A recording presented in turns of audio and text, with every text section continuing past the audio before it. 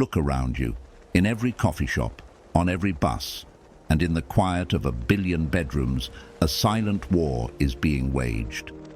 It is not a war for land or gold, but for something far more precious, your attention. We call it scrolling. It feels harmless.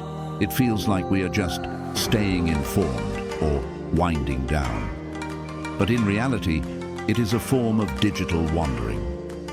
Seneca, the great Stoic statesman, warned us 2,000 years ago, to be everywhere is to be nowhere.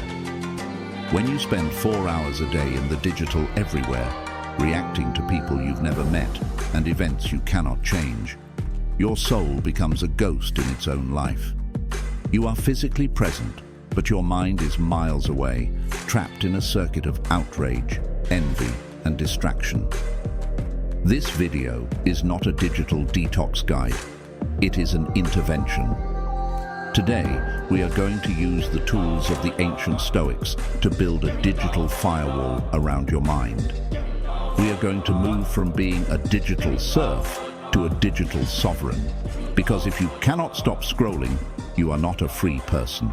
You are an asset owned by an algorithm. A few months ago, I had a realization that terrified me. I was standing in line for a coffee. It was a beautiful morning. The sun was hitting the storefront, the smell of roasted beans was in the air, and there was a person in front of me wearing a shirt with a quote I almost recognized. It was a moment of pure, vivid reality, and I missed all of it. Without even thinking, without a conscious decision, my hand had moved to my pocket. My thumb had found the familiar glass surface. Before I was even aware I was bored, I was 3 levels deep into a Twitter thread about a political argument happening 4,000 miles away. I felt a phantom vibration in my leg even when the phone wasn't there. I realized that my mind had been exported. I wasn't standing in a coffee shop in my own city. I was a ghost, inhabiting a server in a data center. I went home and looked at my screen time. 6 hours. 6 hours of my one and only life spent staring at a glowing rectangle. That's 42 hours a week. That is a full-time job. I was paying a company with the only currency that truly matters: my time. And in return, I was getting digital burnout.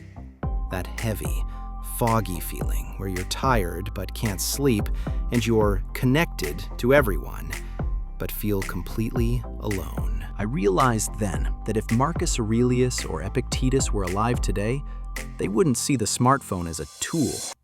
They would see it as a test of the soul.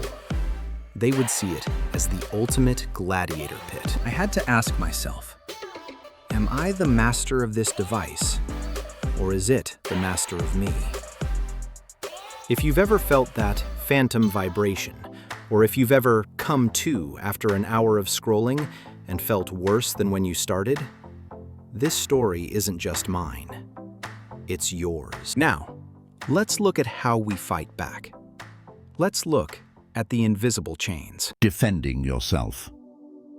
To defeat the algorithm, we must first understand how it hacks the human psyche. The Stoics had a word for the images and thoughts that pop into our heads: fantasia, or impressions. Epictetus taught that we cannot control what impressions enter our minds. You cannot control a notification popping up. You cannot control a thumbnail designed to trigger your anger. That is an external event. However, the Stoics believed there is a crucial step after the impression: assent. Assent is the moment you say, yes, this is important. Yes, I should be angry about this. Yes, I need to see what happens next. The algorithm's entire goal, its mathematical purpose, is to shrink the space between the impression and your assent to 0. It wants you to react before you can think. Every time you swipe or click, you are giving your assent to something you didn't choose. You are letting a line of code decide what is worthy of your limited life force. The first step to Stoic freedom is reclaiming that pause. It is looking at a trending topic and saying, "You are just an impression. You are not the thing you represent. I do not grant you my attention." Lesson 1. The poverty of curiosity. There is a common lie we tell ourselves. I need to know what's happening in the world. But let's be honest, does knowing what a celebrity said at 2 a.m. help you be a better father? Does seeing a 10-second clip of a political argument in a different country help you do your work with more excellence? Seneca once wrote to his friend Lucilius about the poverty of curiosity. He mocked those who spent their lives studying trivialities while their own character remained in ruins.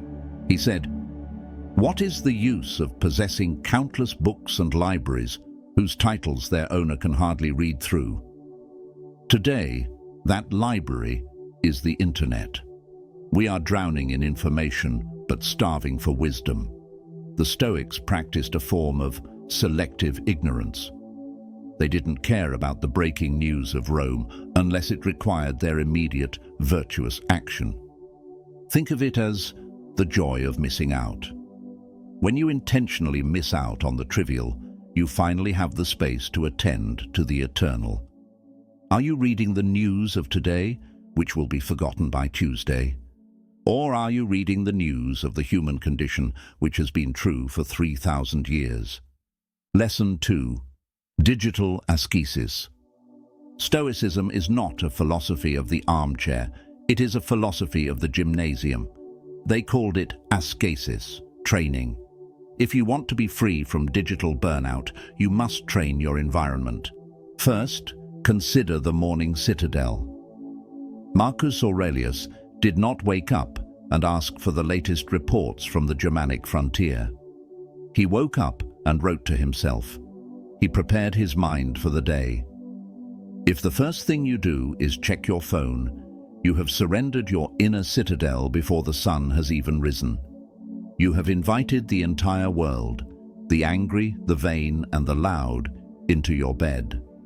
Second, we must practice digital asceticism. Musonius Rufus, the teacher of Epictetus, argued that luxury weakens the spirit. Our phones are designed to be luxury environments. Vibrant colors, satisfying haptic clicks, instant gratification. Strip the luxury away. Turn your phone to grayscale. Remove the painted jewelry from the apps. When your screen is gray and dull, you will find that you only use your phone for what is necessary. You turn a slot machine back into a tool. Finally, eliminate the infinite scroll. The Stoics worshipped the limit.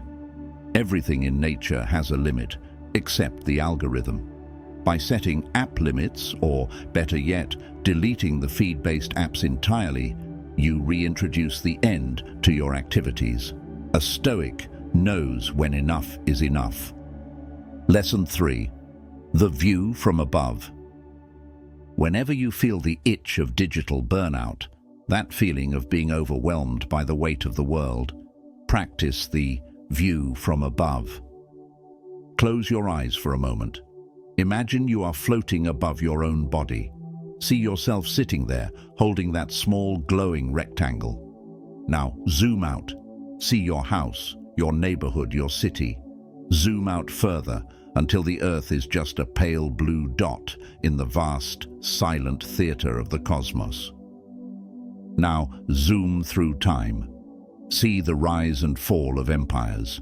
See the billions of people who lived and died before the internet was even a dream. From this height, how important is that viral argument? How significant is the like count on your last post? In the grand timeline of the Logos, the algorithm is a whisper in a hurricane. This exercise isn't meant to make you feel small, it's meant to make your problems feel manageable. It returns your perspective. You are a part of a vast rational universe.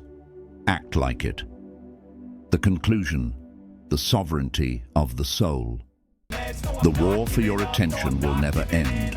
The engineers in Silicon Valley will continue to get better at hacking your dopamine.